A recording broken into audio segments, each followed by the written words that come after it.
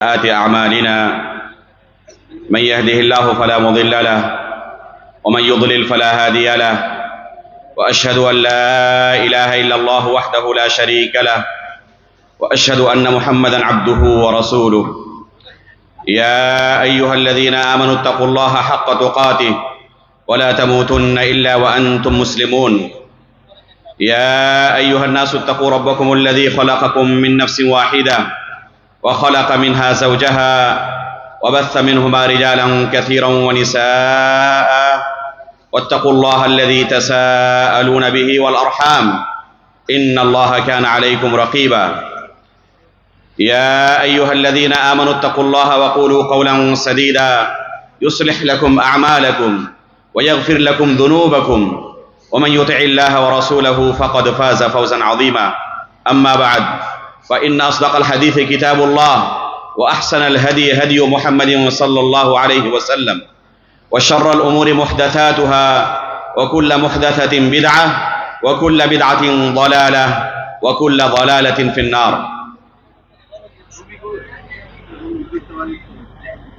انتہائی قابل قدر صدر اجلاس، معزز مشائخ کرام، بزرگوں، دوستوں، اسلامی بھائیوں اور پردہ نشین ماؤں بہنوں،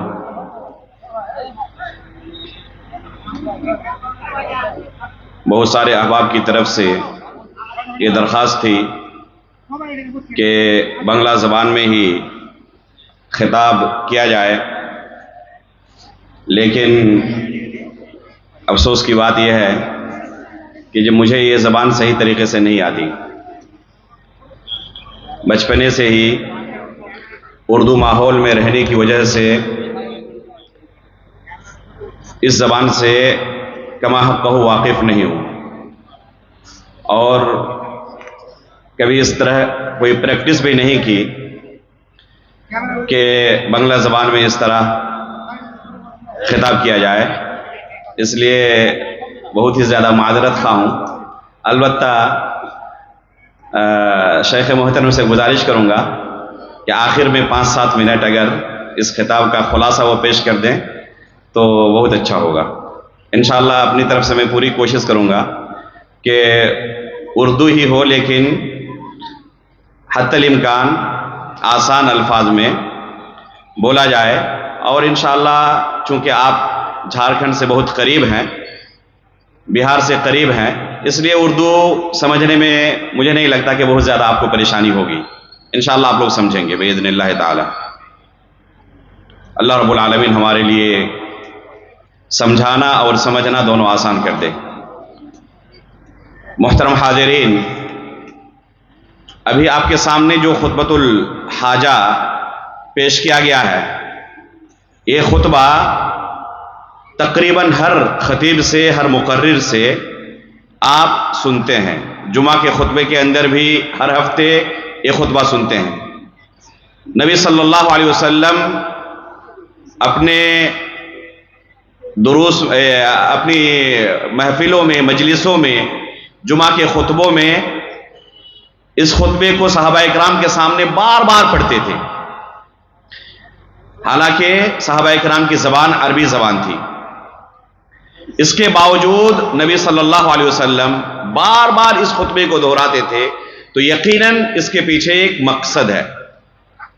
اس خطبے کے اندر آپ غور کریں کہ بعض چیزیں ایسی ہیں جو اس امت مسلمہ کو اور دین اسلام کو تباہ و برباد کر دینے والی ہیں۔ اللہ کے رسول صلی اللہ علیہ وسلم اس خطبے کے اندر کیا بیان کرتے تھے؟ کل بدعۃ ضلالہ وکل ضلالۃ فی النار، کہ ہر بدعت گمراہی ہے، اور بدعت یہ انسان کو جہنم تک لے جانے والی ہے۔ اس خطبۃ الحاجہ کے بعض الفاظ پر محدثین کا کلام بھی ہے۔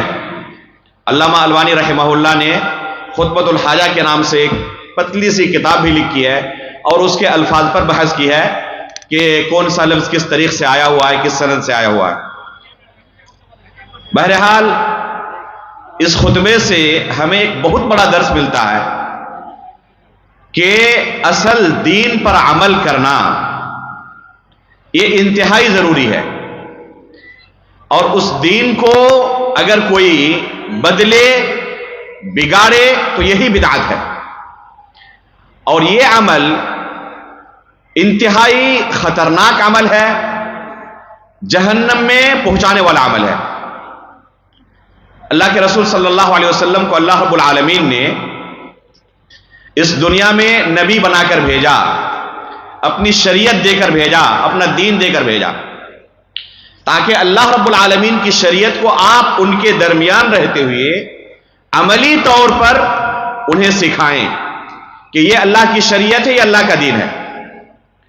نبی صلی اللہ علیہ وسلم نے ایک دن نہیں، مسلسل کئی سالوں تک، 23 سال تک محنت کر کے اس دین اسلام کو کما حقہ لوگوں تک پہنچا دیا، صحابہ اکرام تک پہنچا دیا۔ اللہ کے رسول صلی اللہ علیہ وسلم کے زمانے میں تمام کے تمام صحابہ اکرام جو کہ اس وقت یہی مسلمان تھے، سب ایک دین پر عمل کرنے والے تھے، ایک شریعت پر عمل کرنے والے تھے۔ بعض چیزوں کے اندر تنوع کا اختلاف تھا، لیکن دین اپنی خالص اور اصلی صورت میں اس وقت موجود تھا، کہیں پر کوئی بدعت داخل نہیں ہوئی تھی، دین کی شکل و صورت نہیں بگڑی تھی۔ اللہ رب العالمین نے اسی دین کو آنے والے لوگوں کے لیے، بعد میں آنے والے لوگوں کے لیے معیار اور ضابطہ قرار دیا ہے، میزان قرار دیا ہے، ترازو قرار دیا ہے۔ کیا فرمایا؟ فَإِنْ آمَنُوا بِمِثْلِ مَا آمَنْتُمْ بِهِ فَقَدِ اهْتَدَوْا، دوسروں کا ایمان بھی اگر صحابہ اکرام کے ایمان کی طرح ہوگا تو وہ ہدایت پائیں گے۔ آپ لوگوں نے پوسٹر پہ دیکھ لیا ہوگا کہ میری تقریر کا عنوان کیا ہے؟ اسلام کے نام پر، دین کے نام پر پھیلی ہوئی بدعتیں، گمراہیاں، یہ میری تقریر کا موضوع ہے۔ تو اسلام کے نام پر کس طرح کی بدعتیں پھیلی، کس طرح کی گمراہیاں پھیلائی گئیں، اور اس دین کو کس طرح بگاڑنے کی کوشش کی گئی، انشاءاللہ اس مختصر وقت میں آپ کے سامنے بیان کرنے کی کوشش کروں گا۔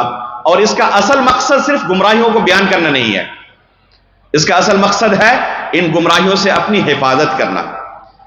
صحابی رسول حذیفہ بن یمان رضی اللہ تعالیٰ عنہ فرماتے ہیں کہ دوسرے صحابہ اکرام اللہ کے رسول سے خیر کے متعلق سوال کیا کرتے تھے، اور میں شر کے متعلق، فتنوں کے متعلق سوال کیا کرتا تھا۔ کیوں؟ مخافت ان یدرکنی، اس ڈر سے کہ کہیں کوئی فتنہ مجھے پکڑ نہ لے، کسی فتنے کا شکار میں نہ ہو جاؤں، اس لیے بکثرت ان فتنوں کے متعلق اللہ کے رسول صلی اللہ علیہ وسلم سے سوال کیا کرتا تھا۔ اسی حذیفہ بن یمان رضی اللہ تعالیٰ عنہ کا قول ہے، اپنے شاگردوں کو سمجھا رہے ہیں اور کہہ رہے ہیں، انہوں نے 2 پتھر لیا، ایک پتھر کے اوپر دوسرا پتھر رکھا اور کہا کہ ان 2 پتھروں کے درمیان تمہیں کوئی روشنی نظر آ رہی ہے؟ ان کے شاگردوں نے کہا کہ بہت ہی مدھم روشنی، ہلکی سی روشنی نظر آ رہی ہے، بالکل اندھیرا لگ رہا ہے۔ حذیفہ بن یمان رضی اللہ تعالیٰ عنہ نے کہا کہ یہ جو مدھم سی ہلکی سی روشنی ہے یہ سنت ہے، اور یہ جو اندھیرا ہے یہ بدعت ہے۔ ایسا زمانہ بھی آئے گا کہ روشنی انتہائی ہلکی ہو جائے گی اور پورا کا پورا اندھیرا ہی نظر آئے گا، بدعتوں کا غلبہ ہوگا اور سنت انتہائی قسم پرسی کی حالت میں ہوگی۔ یہاں تک کہ اگر کسی بدعت پر رد کیا جائے گا تو لوگ کیا کہیں گے؟ آج ایک سنت ختم کر دی گئی۔ لوگوں کو تعجب ہوگا اور کہیں گے کہ آج ایک سنت چلی گئی، حالانکہ جو اہل سنت کے علماء ہوں گے، صحیح منہج کے علماء ہوں گے، ان بدعتوں پر رد کریں گے، اور لوگوں کا ریئیکشن کیا ہوگا کہ یہ سنت پر رد کر رہے ہیں، بدعت پر رد نہیں کر رہے ہیں۔ تو اللہ کے رسول صلی اللہ علیہ وسلم کے زمانے میں خالص دین موجود تھا، اس میں کہیں کوئی بگاڑ نہیں تھا، کہیں کوئی انحراف نہیں تھا، کہیں کوئی فساد نہیں تھا عقیدے کے اندر، منہج کے اندر، دین کے اندر۔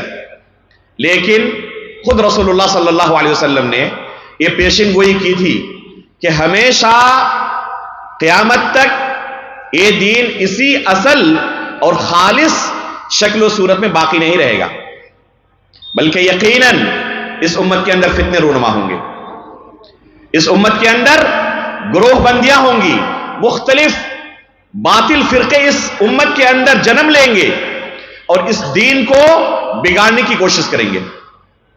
بلکہ اللہ کے رسول صلی اللہ علیہ وسلم نے یہاں تک کہا کہ یہود کے اندر، نصارہ کے اندر اس قدر اس دین کے اصل دین کے اندر بگاڑ آ گیا تھا کہ وہ 71 اور 72 فرقوں میں تقسیم ہو گئے تھے، لیکن میری امت کے اندر اس سے زیادہ بگاڑ آئے گا اور یہ 73 فرقوں میں تقسیم ہوں گے۔ ان میں سے ایک بس نجات پانے والا فرقہ ہے، یہ ایک بس نجات پانے والی جماعت ہے، اور باقی سب کے سب کیا ہے؟ جہنمی ہیں۔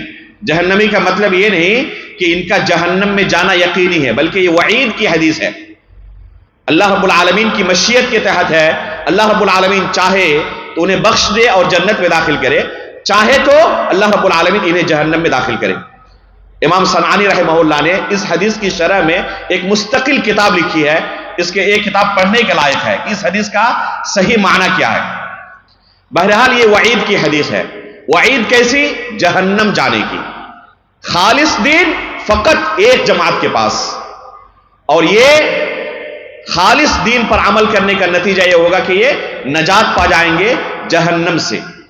اگر کوئی اس خالص دین کو بگاڑے، اس راہ راست سے ہٹے، تو اس کا انجام کیا ہوگا؟ اللہ کے رسول صلی اللہ علیہ وسلم نے ایک دوسری حدیث کے اندر بیان کیا ہے، ترکتکم علی المحجۃ البیضاء لیلها کنہارها لا یزغ عنها بعدی الا ہالک، کہ میں تمہیں ایک واضح روشن شاہراہ پر چھوڑ کر جا رہا ہوں، صراط مستقیم پر چھوڑ کر جا رہا ہوں، اس کی راتیں بھی دن کے اجالے کی طرح روشن ہے۔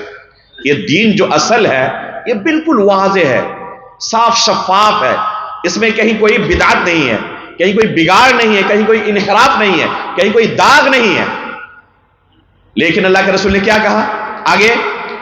لیلھا کنہارھا لا یزیغ عنھا بعدی الا ہالک، جو کوئی بھی اس اصل دین کو چھوڑے گا اور ادھر ادھر بھٹکنے کی کوشش کرے گا، اس کا انجام کیا ہوگا؟ وہ ہلاک ہو جائے گا۔ یہ ہلاک ہونے والوں میں سے ہوگا۔ جو بھی اس اصل صراط مستقیم سے ادھر ادھر ہٹے گا وہ ہلاک اور برباد ہو جائے گا۔ اور ہلاک اور برباد ہونے کا معنی اس دوسری حدیث میں اللہ کے رسول نے بیان کیا ہے، کلھا فی النار، یہ ہلاکت جہنم میں جانے کی ہلاکت ہے۔ اس لیے ہر مسلمان کی ذمہ داری یہ ہے کہ اپنے آپ کو ہلاک ہونے سے بچائے۔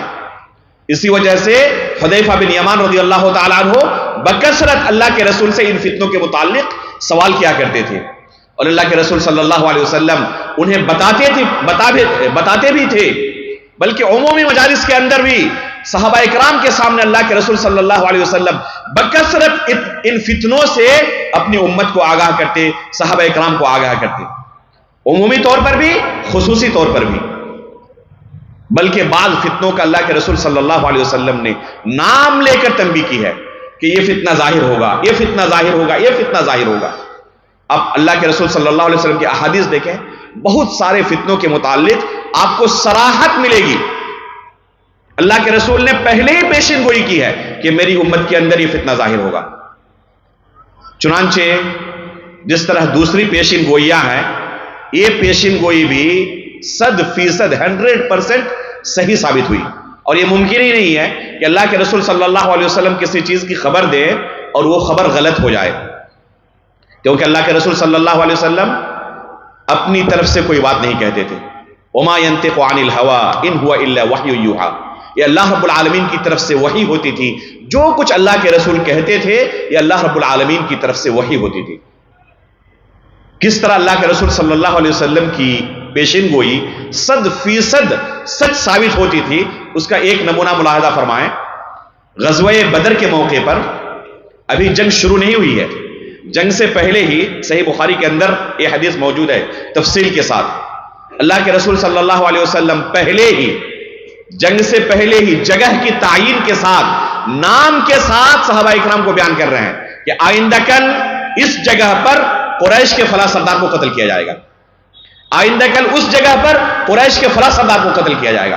ابھی جنگ شروع نہیں ہوئی ہے، صحابہ اکرام فرماتے ہیں کہ جب جنگ ختم ہوئی تو ہم نے دیکھا اللہ کے رسول نے جن جگہوں کی تعین کی تھی، جن ناموں کی تعین کی تھی، سب وہیں پر مقتول پڑے ہوئے تھے، سب اسی جگہ پر جن کا نام اللہ کے رسول نے لیا تھا وہاں پر ان کو قتل کیا گیا تھا، اور سب پڑے ہوئے تھے، سب کی لاشیں پڑی ہوئی تھی۔ تو اللہ کے رسول کسی چیز کی خبر دے اور وہ خبر غلط ثابت ہو جائے، یہ ممکن نہیں ہے۔ چنانچہ جو اللہ کے رسول نے فتنوں کے متعلق پیشن گوئی کی تھی کہ اس امت میں ہمیشہ اسی طرح اتحاد و اتفاق نہیں رہے گا، ہمیشہ پوری امت اسی اصل اور خالص دین پر عمل کرے، ایسا نہیں ہوگا، بلکہ اس امت کے اندر فتنے رونما ہوں گے، بدعتیں ایجاد ہوں گی۔ اور اللہ کے رسول ہر خطبے میں ان بدعتوں کے متعلق اپنے صحابہ کو تنبیہ کرتے تھے کہ ہر بدعت گمراہی ہے اور ہر بدعت جہنم لے جانے والی ہے۔ چنانچہ اللہ کے رسول صلی اللہ علیہ وسلم کی وفات ہوئی ابھی زیادہ عرصہ نہیں گزرا ہے، چند سالوں کے بعد ہی یہ فتنوں کا دور شروع ہو جاتا ہے۔ عمر فاروق رضی اللہ تعالیٰ عنہ کی ایک مشہور حدیث ہے، صحیح بخاری کے اندر بھی حدیث آئی ہوئی ہے۔ حذیفہ بن یمان رضی اللہ تعالیٰ عنہ سے عمر فاروق رضی اللہ تعالیٰ عنہ درخواست کرتے ہیں کہ فتنوں کے متعلق جو حدیث آپ سنے ہیں اس کے متعلق مجھے بتائیں۔ حذیفہ بن یمان رضی اللہ تعالیٰ عنہ عام فتنوں کے متعلق بیان کرنا شروع کرتے ہیں کہ مال، اولاد، یہ سب انسان کے لیے فتنہ ہے، جیسے کہ قرآن میں بھی اللہ رب العالمین نے کہا انما اموالکم و اولادکم فتنہ، اور ان فتنوں کا کفارہ یہ ہے کہ انسان نماز پڑھے، روزہ رکھے، امر بالمعروف نہی عن المنکر کرے۔ تو عمر فاروق رضی اللہ تعالیٰ عنہ نے روک دیتے ہیں، کہتے ہیں نہیں، اس فتنے کے متعلق میں نہیں پوچھ رہا ہوں، میرے فتنے کے متعلق سوال کرنے کا مقصد یہ ہے کہ اس فتنے کے بارے میں بتائیں جو سمندر کے موجوں کی طرح ٹھاٹھے مارتی ہوں گی، اس فتنے کے بارے میں مجھے بتائیں جس کے بارے میں اللہ کے رسول نے آپ کو بتایا تھا۔ تو حذیفہ بن یمان رضی اللہ تعالیٰ عنہ کہتے ہیں کہ امیر المؤمنین، آپ کو اس بارے میں زیادہ سوچنے کی کیا ضرورت ہے؟ آپ کے درمیان اور اس فتنے کے درمیان ایک دروازہ ہے، یعنی آپ کی زندگی میں ایسا فتنہ رونما نہیں ہوگا۔ حذیفہ بن یمان اپنی طرف سے نہیں کہہ رہے ہیں، اللہ کے رسول صلی اللہ علیہ وسلم نے جو ان کو بتایا تھا اس بنا پر کہہ رہے ہیں کہ آپ کو زیادہ اس بارے میں گھبرانے کی ضرورت نہیں ہے، آپ کو زیادہ اس بارے میں سوچنے کی ضرورت نہیں ہے، آپ کے درمیان اور اس فتنے کے درمیان ایک دروازہ ہے۔ عمر فاروق رضی اللہ تعالیٰ عنہ پوچھتے ہیں کہ یہ دروازہ جو ہے یہ کھولا جائے گا اور فتنے داخل ہوں گے یا اس کو توڑ دیا جائے گا؟ تو حذیفہ بن یمان رضی اللہ تعالیٰ عنہ کہتے ہیں کہ نہیں، اس دروازے کو توڑا جائے گا۔ کہنے والے پوچھتے ہیں حذیفہ بن یمان سے، کیا عمر فاروق رضی اللہ تعالیٰ عنہ کو پتا تھا کہ یہ دروازہ کون ہے؟ تو کہتے حذیفہ بن یمان رضی اللہ تعالیٰ عنہ کہ جس طرح رات کے بعد دن آنے والا ہے نا، یقین ہے کہ رات ختم ہوگی دن آئے گا، اسی طرح عمر فاروق اچھی طرح جانتے تھے کہ وہ خود وہ دروازہ ہیں اور ان کو توڑا جائے گا، یعنی شہید کیا جائے گا۔ عمر فاروق رضی اللہ تعالیٰ عنہ کو اللہ کے رسول کی پیشن گوئی کے مطابق شہید کیا گیا اور یہ فتنوں کا دروازہ کھل گیا۔ یہاں سے یہ فتنے جو شروع ہوئے اس امت کے اندر، آج تک وہ فتنے سمندر کی لہروں کی طرح اس طرح ٹھاٹھے مارتے ہوئے سمندر کی طرح ہمیں نظر آتی ہیں۔ ہر طرف اصل دین کو بگاڑنے کی کوشش جاری ہے، اسلام کے نام پر بدعتیں اور گمراہیاں ایجاد کی جا رہی ہیں۔ جس طرح شروع میں یہ فتنے اسلام کے نام پر شروع ہوئے تھے، آج بھی یہ فتنے اور یہ بدعتیں، یہ گمراہیاں اسلام کے نام پر ایجاد کی جاتی ہیں۔ چنانچہ جیسے ہی عمر فاروق رضی اللہ تعالیٰ عنہ کے شہید کرنے کے بعد عثمان غنی رضی اللہ تعالیٰ عنہ خلیفہ بنتے ہیں، یہ فتنہ پرور اپنا کرتب دکھانا شروع کرتے ہیں، یہاں تک کہ عثمان غنی رضی اللہ تعالیٰ عنہ کو بھی قتل کر ڈالتے ہیں۔ یہ وہ زمانہ ہے جو فتنے کا زمانہ ہے۔ صحیح مسلم کے مقدمے میں امام مسلم رحمہ اللہ نے اپنے اس صحیح کے مقدمے میں ابن سیرین رحمہ اللہ کا ایک اثر نقل کیا ہے، کہتے ہیں لم یکونوا یسألون عن الاسناد، اس زمانے میں صحابہ اکرام، تابعین اعظام، انہیں کوئی حدیث بیان کرتا تو سند کے بارے میں سوال نہیں کرتے کہ کس سے سنا ہے، کیونکہ سب معمون تھے کہ دین ایک ہی باقی ہے اور سب کے سب ماننے والے اسی اصل دین کے ہیں، اس لیے کسی کو کوئی ڈر نہیں تھا۔ فلما وقعت الفتنہ قالوا سموا لنا رجالکم، لیکن جیسے ہی فتنہ واقع ہوا لوگوں نے کہنا شروع کیا کہ یہ حدیث تم نے کس سے سنی ہے، ذرا بتاؤ تو تمہارے استاد کون ہیں، تم نے یہ دین کس سے سنا ہے، جو دین تمہیں ہمیں سکھا رہے ہو یہ دین تم نے کس سے لیا ہے؟ وَيُنظَرُ إِلَىٰ أَهْلِ السُّنَّةِ فَيُؤْخَذُ حَدِيثُهُمْ وَيُنظَرُ إِلَىٰ أَهْلِ الْبِدْعَةِ فَلَا يُؤْخَذُ حَدِيثُهُمْ. دیکھا جاتا کہ جس کا یہ حوالہ دے رہے ہیں یہ اہل سنت میں سے ہے یا اہل بدعت میں سے. یہ عثمان غنی رضی اللہ تعالیٰ عنہ کے قتل کے بعد کا واقعہ ہے. تمام محدثین کا، علماء کا اس بارے میں اجماع ہے کہ یہاں پر فتنے سے مراد عثمان غنی رضی اللہ تعالیٰ عنہ کا قتل ہے. کیا فرماتے ابن سیرین رضی اللہ رحمہ اللہ کہ جب یہ فتنہ واقع ہوا، عثمان غنی رضی اللہ تعالیٰ عنہ کو قتل کر دیا گیا، تب اس امت کے علماء جاگ گئے کہ اب فتنہ واقع ہو چکا ہے. اللہ کے رسول نے پہلے ہی ان کو پیشن گوئی کی تھی، انہیں اس بارے میں چوکنا کیا تھا کہ فتنے رونما ہوں گے. ان کے کان کھڑے ہو گئے کہ اب اس اصل دین کی حفاظت ضروری ہے. ہر ایک سے اگر ہم دین حاصل کرتے رہے تو یہ ہمارے دین کو بگاڑ کر رکھ دیں گے. چنانچہ کیا کیا انہوں نے؟ کوئی ان کو سکھاتا کہتا کہ تمہارا استاد کون ہے، کس سے تم نے یہ سنا ہے، کہاں سے تم نے دین لیا ہے. دیکھا جاتا اہل سنت میں سے ہوتے قبول کر لیا جاتا، اہل بدعت میں سے ہوتے رد کر دیا جاتا. یہ اہل سنت اور اہل بدعت کی تفریق صحیح مسلم کے مقدمے کے اندر موجود ہے، ابن سیرین رحمہ اللہ کے قول کے اندر، کہ صحابہ اکرام کے زمانے میں ہی شروع ہو چکی تھی. آج لوگ کہتے ہیں کہ ہمیں صرف اپنے آپ کو مسلمان کہنا چاہیے، مسلمان کے علاوہ کچھ نہیں کہنا چاہیے. اور یہاں صحابہ اکرام اور تابعین کہہ رہے ہیں فَيُنظَرُ إِلَىٰ أَهْلِ السُّنَّةِ فَيُؤْخَذُ حَدِيثُهُمْ وَيُنظَرُ إِلَىٰ أَهْلِ الْبِدْعَةِ فَلَا يُؤْخَذُ حَدِيثُهُمْ. اب اہل بدعت حرکت میں آ چکے ہیں، وہ دین بگاڑنا چاہتے ہیں اسلام کے نام پر. اگر ہم یہ تفریق نہیں کریں گے کہ اہل سنت میں سے یا اہل بدعت میں سے ہے تو ہر کوئی اپنے آپ کو مسلمان کہتا ہے. وہ اسلام کے نام پر آپ کو کوئی دوسرا دین سکھا کے چلے جائیں گے جس کا کتاب و سنت سے، سلف صالحین کے منہج سے کوئی تعلق نہیں ہوگا. چنانچہ یہیں سے تمیز شروع ہوتی ہے اہل سنت اور اہل بدعت کے درمیان، اور یہاں سے یہ فتنے اس امت کے اندر داخل ہونا شروع ہوتے ہیں. سب سے پہلا فتنہ جو اس امت کے اندر داخل ہوا، اسی زمانے میں داخل ہوا، شیعوں کا فتنہ، خوارج کا فتنہ، تقدیر کے انکار کا فتنہ. یہ سب فتنے صحابہ اکرام کی زندگی میں ظاہر ہو گئے تھے. یہ بعد میں بہت زیادہ ظاہر نہیں ہوئے، ابھی صحابہ اکرام باحیات تھے، اسی زمانے میں یہ فتنے ظاہر ہو چکے ہیں. اللہ کے رسول کی پیشن گوئی تھی کہ اس امت کے اندر فتنے ظاہر ہوں گے، اور یہ 100% سے ثابت ہوئے. اس امت کے اندر ایسے فتنے ظاہر ہوئے کہ اس امت کے اس دین کے اصل شکل کو انہوں نے بگاڑ کر رکھنے کی کوشش کی. چنانچہ یہ صحابہ اکرام کو قتل کرتے اور سوچتے کہ ہم اللہ رب العالمین کی عبادت کر رہے ہیں. نعوذ باللہ من ذالک. آپ سوچ سکتے ہیں کہ کس قدر ان کے ذہن زہر آلود ہو چکے تھے کہ صحابہ اکرام کو، خلفائے راشدین کو قتل کرتے اور یہ سوچتے کہ ہم اللہ رب العالمین کی عبادت کر رہے ہیں، اس عمل کی بنا پر ہمیں جنت ملے گی.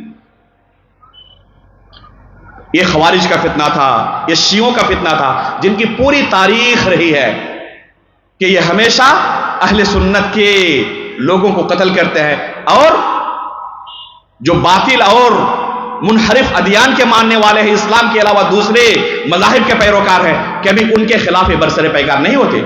یہ اپنے ہی مسلمان بھائیوں کے خون سے اپنے تلوار کو رنگتے ہیں. صحابہ اکرام سے شروعات کی تھی انہوں نے، اور آج بھی یہ خونی کھیل جاری ہے. اس لیے ان فتنوں کو جاننے کی اور اپنے دین و ایمان کی حفاظت کی شدید ضرورت ہے، کیونکہ اس سے زیادہ قیمتی سرمایہ ہمارے پاس کوئی نہیں ہے. سب سے قیمتی سرمایہ ہمارے پاس کس چیز کا؟ توحید کا، دین اسلام کا. ایک خطبۃ الحاجہ کے اندر جو 3 آیتیں آپ کے سامنے تلاوت کی جاتی ہیں، پہلی آیت کے اندر اللہ رب العالمین کیا کہہ رہے ہیں کہ تم اس دنیا سے رخصت ہو تو اسلام کی حالت پر. اگر اسلام کی حفاظت کر لی، اپنے آپ کو اسلام سے خارج ہونے سے بچا لیا، تو انشاءاللہ رب کی جنت سے ہم محروم نہیں رہیں گے. لیکن اگر ہم کوئی ایسا عقیدہ رکھے، کوئی ایسا عمل کیے جو اسلام سے ہمیں خارج کر دے، تو سب سے بڑا خسارہ کیا ہوگا؟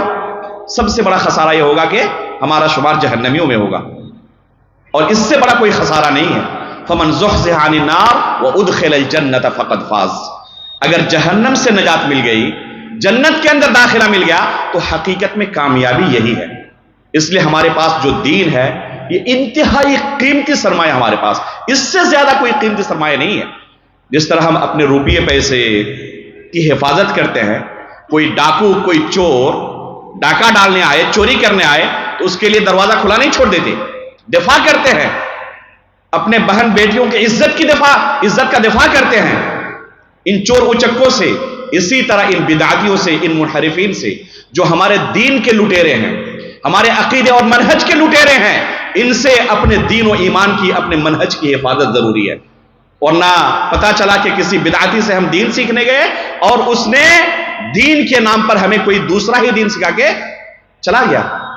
اس لیے میرے بھائیوں، یہ دیکھنا بہت ضروری ہے کہ کس سے ہم دین اپنا حاصل کر رہے ہیں۔ اللہ کے رسول صلی اللہ علیہ وسلم نے جن فتنوں کے متعلق خصوصی طور پر آگاہ کیا تھا، ان میں سے ایک خوارج کا یہ فتنہ تھا۔ اللہ کے رسول صلی اللہ علیہ وسلم کو آپ کی زندگی میں ہی اعتراض کرنے والا یہی خارجی فکر تھا۔ اللہ کے رسول نے جب غزوہ حنین کے بعد مال غنیمت کو تقسیم کیا اور قریش کے بڑے بڑے سرداروں کو بہت زیادہ مال غنیمت دیا اور انصار کو اور دوسرے صحابہ کرام کو اس مال غنیمت میں سے وہ حصہ نہیں ملا، تو فوراً اسی خارجی فکر نے اللہ کے رسول پر بھی اعتراض کیا تھا اور کہا کہ اس تقسیم کے اندر اللہ رب العالمین کی رضامندی کا خیال نہیں رکھا گیا، اس میں انصاف نہیں کیا گیا ہے۔ اللہ کے رسول صلی اللہ علیہ وسلم غصے کے عالم میں آ گئے اور کہا کہ مجھے اگر میں انصاف نہ کروں تو اور کون کرنے والا انصاف ہے؟ اللہ رب العالمین مجھے امین سمجھتا ہے لیکن تم مجھے امین نہیں سمجھتے۔ پھر اللہ کے رسول نے کیا کہا تھا کہ اسی کی نسل سے آئندہ ایسے لوگ ظاہر ہوں گے جو تلاوت قرآن بہت زیادہ کریں گے، عبادت میں ہمیشہ مشغول رہیں گے، بڑے نیک متقی پرہیزگار تمہیں نظر آئیں گے، لیکن حقیقت میں اسلام کے ساتھ کوئی تعلق ان کا نہیں ہوگا۔ قرآن پڑھیں گے لیکن حلق سے نیچے نہیں اترے گا، یہ دین سے اسی طرح نکل جائیں گے جس طرح تیر کمان سے نکل جاتا ہے۔ آگے اللہ کے رسول فرماتے ہیں کہ اگر یہ مل گئے تو میں انہیں عاد اور ثمود کی طرح ان کو قتل کروں گا۔ بلکہ اللہ کے رسول نے ایک حدیث میں کہا کہ ان کے سردار کو قتل کرنے والا اس امت کا سب سے خوش نصیب بندہ ہوگا۔ علی رضی اللہ تعالی عنہ نے اپنے دور خلافت میں ان خوارج سے جنگ کیا تھا۔ جنگ نہروان میں جب جنگ ختم ہوئی تو علی رضی اللہ تعالی عنہ نے کہا اپنے ساتھیوں سے کہ ذرا مقتولین میں دیکھو کہ اللہ کے رسول نے جو صفت بیان کی تھی خوارج کے سردار کی کہ اس کے ہاتھ میں خواتین کے عورتوں کے پستان کی طرح ایک ابھار ہوگا، موجود ہے یا نہیں ہے؟ جب لوگوں نے تلاشا تو وہ خارجیوں کا سردار مل گیا مقتولین میں سے، جس کے بارے میں اللہ کے رسول نے خوشخبری سنائی تھی۔ علی رضی اللہ تعالیٰ عنہ فوراً سجدے میں گر جاتے ہیں خوشی کے عالم میں کہ اللہ کے رسول نے پیشن گوئی جو کی تھی وہ میرے حق میں آئی، یہ خوشخبری عظیم میرے حق میں آئی۔ علی رضی اللہ تعالیٰ عنہ سجدے میں گر پڑے۔ اسی زمانے میں شیعوں کا فتنہ ظاہر ہوا تھا، جنہوں نے کیا کہنا شروع کیا علی رضی اللہ تعالیٰ عنہ کہ آپ ہی خدا ہے، آپ ہی اللہ ہے۔ نعوذ باللہ من ذالک۔ لفظ خدا کے اوپر بھی آپ لوگوں نے کافی سنا ہوگا یہ اللہ رب العالمین کا نام نہیں ہے۔ تو وہ علی رضی اللہ تعالیٰ عنہ کو اپنا معبود سمجھتے تھے، علی رضی اللہ تعالیٰ عنہ کو الہ کہتے تھے۔ علی رضی اللہ تعالیٰ عنہ نے ان کے ساتھ کیا سلوک کیا؟ ایک گڈھے میں ڈال کر ان کو آگ لگا دی، زندہ جلا دیا۔ عباس رضی اللہ تعالیٰ عنہ کو جب خبر پہنچی تو انہوں نے کہا کہ اگر میں ہوتا تو انہیں قتل کرتا کیونکہ یہ مرتد ہیں، انہیں آگ کے حوالے نہ کرتا، لیکن وہ بھی اس بات پر متفق ہے کہ یہ مرتد ہو چکے ہیں۔ یہ عقیدہ کہ اللہ رب العالمین الہ نہیں ہے بلکہ علی رضی اللہ تعالیٰ عنہ الہ ہے، یہ اسی وقت ظاہر ہو چکا تھا۔ ابھی صحابہ اکرام موجود ہیں، اس طرح کے فتنے ظاہر ہو چکے تھے اور اس طرح دین کو بگاڑنے کی کوشش کی گئی، یہاں تک کہ صحابہ اکرام کی تکفیر کی گئی کہ یہ سب کے سب نعوذ باللہ من ذالک رسول اللہ صلی اللہ علیہ وسلم کی وفات کے بعد کیا ہو گئے تھے؟ سب کے سب مرتد ہو گئے تھے۔ جو صحابہ اکرام کو، ابو بکر صدیق رضی اللہ تعالیٰ عنہ کو، عمر فاروق رضی اللہ تعالیٰ عنہ کو، دوسرے صحابہ اکرام کو کافر سمجھتے ہوں، کیا خیال ہے وہ آپ کو اور ہمیں مسلمان سمجھتے ہوں گے؟ لیکن اس کے باوجود کچھ لوگوں کی آنکھیں نہیں کھلتی ہیں، ان روافض اور شیعوں کو اپنا بھائی سمجھتے ہیں اور ان کے حق میں اہل سنت کو گالی دیتے ہیں، کہتے ہیں وہی اسلام کی حقیقت میں خدمت کر رہے ہیں اور مسلمانوں کے لیے وہی حقیقت میں جنگ لڑ رہے ہیں۔ جو ابو بکر صدیق رضی اللہ تعالیٰ عنہ کو، عمر فاروق رضی اللہ تعالیٰ عنہ کو، اما عائشہ رضی اللہ تعالیٰ عنہ کو مسلمان نہ سمجھے، ام المؤمنین عائشہ رضی اللہ تعالیٰ عنہ پر زنا کی تہمت لگائے، کیا خیال ہے وہ آپ کی بہو بیٹیوں کو پاک پاک سمجھیں گے؟ آپ کو مسلمان سمجھیں گے؟ اس کے باوجود بھی ہماری آنکھیں نہیں کھلتی ہیں اور ان کے دامے فریب میں ہم پھنس جاتے ہیں.